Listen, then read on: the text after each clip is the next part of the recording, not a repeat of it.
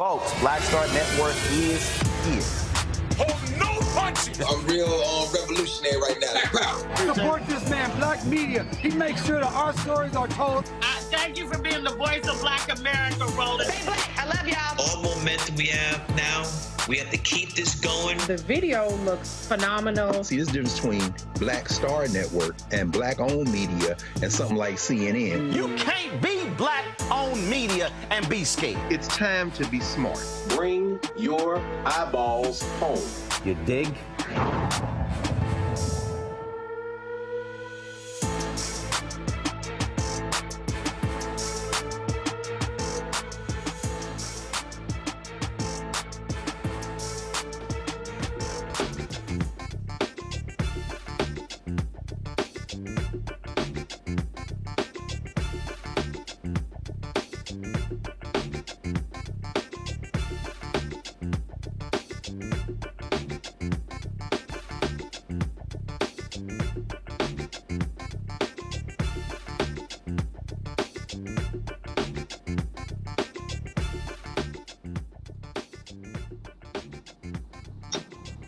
Hey, folks, today is Tuesday, June 4th, 2024. Coming up on Roland Martin Unfiltered. I'm here in Atlanta for the Steve Harvey Golf Tournament. Just landed here in Atlanta. A lot of good stuff we want to talk about. President Biden announces a crackdown on folks crossing the border and all across the country. But this is upsetting immigration activists. We'll talk to one on the show. We'll talk to the attorney of one of the three black men who is suing American Airlines. Also on today's show, Attorney General Merrick Garland goes to Capitol Hill, and he has some words for Republicans who keep trashing the Justice Department. Also, a look back at the Black Wall Street Legacy Festival in Tulsa from this weekend. That and more. It's time to bring the funk. I'm Roland Martin Unfiltered on the Black Star Network. Let's go. He's got whatever the best, he's on it. Whatever it is, he's got the scoop, the fact, the find. And when it breaks, he's right on time and it's rolling. Best believe he's knowing. Putting it down from sports to news to politics. With entertainment just for kicks, he's rolling. It's on go, roll, y'all. It's Roland Martin, Rolling with Roland now.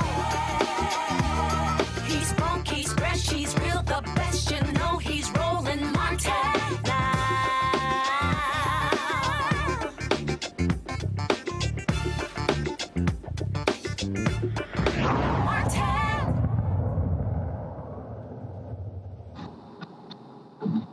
All right, folks, President Joe Biden has announced a new border order. We've had more than 4,000 crossings on the border, and so if it hits a certain level, they're going to shut it down to keep folks from applying for asylum. President Biden made this announcement today. Come here today to do what the Republicans in Congress refuse to do. Take the necessary steps to secure our border. 4 months ago, after weeks of intense negotiation between my staff and Democrats and Republicans, we came to a clear bipartisan deal. It was the strongest border security agreement in decades. But then Republicans in Congress, not all, but walked away from it. Why? Because Donald Trump told them to. He told the Republicans, it has been published widely by many of you, that he didn't want to fix the issue. He wanted to use it to attack me.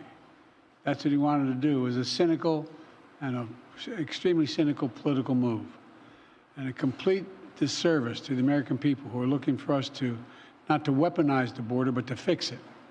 Today, I'm joined by a bipartisan group of governors, members of Congress, mayors, law enforcement officials, most of whom live and work along the southern border. They know the border is not a political issue to be weaponized. The responsibility we have to share to do something about it. They don't have time for the games played in Washington, and neither do the American people. So today, I'm moving past Republican obstruction and using the executive authorities available to me as president to do what I can on my own to address the border. Frankly, I would have preferred to address this issue through bipartisan legislation, because that's the only way to actually get the kind of system we have now that's broken, fixed, to hire more Border Patrol agents, more asylum officers, more judges. But Republicans have left me no choice. Today, I'm announcing actions to bar migrants who cross our southern border unlawfully from receiving asylum. Migrants will be restricted from receiving asylum at our southern border unless they seek it after entering through an established lawful process. And those who seek to come to the United States legally, for example, by making an appointment and coming to a port of entry, asylum will still be available to them, still available. But if an individual chooses not to use our legal pathways, if they choose to come without permission and against the law, they'll be restricted from receiving asylum and staying in the United States. This action will help us to gain control of our border, restore order to the process. This ban will remain in place until the number of people trying to enter illegally is reduced to a level that our system can effectively manage.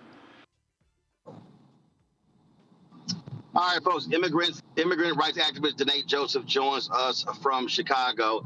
Janae, glad to have you here. First of all, what do you make of this announcement? Obviously, this is in response to pressure from Republicans. This is an election year, and it's a huge contentious issue. Absolutely. Thank you so much for having me, Roland. First and foremost, you're right. This is a re-election push. This is something that he's doing a few weeks ahead of the first ever presidential debate that will take place between him and Donald J. Trump. But I also want to be perfectly clear that this is also one more reason as to which Joe Biden will not be president come 2024. When you do things like this and you propagate being morally inconsistent, I want to be clear that this isn't the first time that we've seen a president do this. The last time that we saw a president enact 212F, which is a section of the Immigration and Nationality Act, use this presidential authority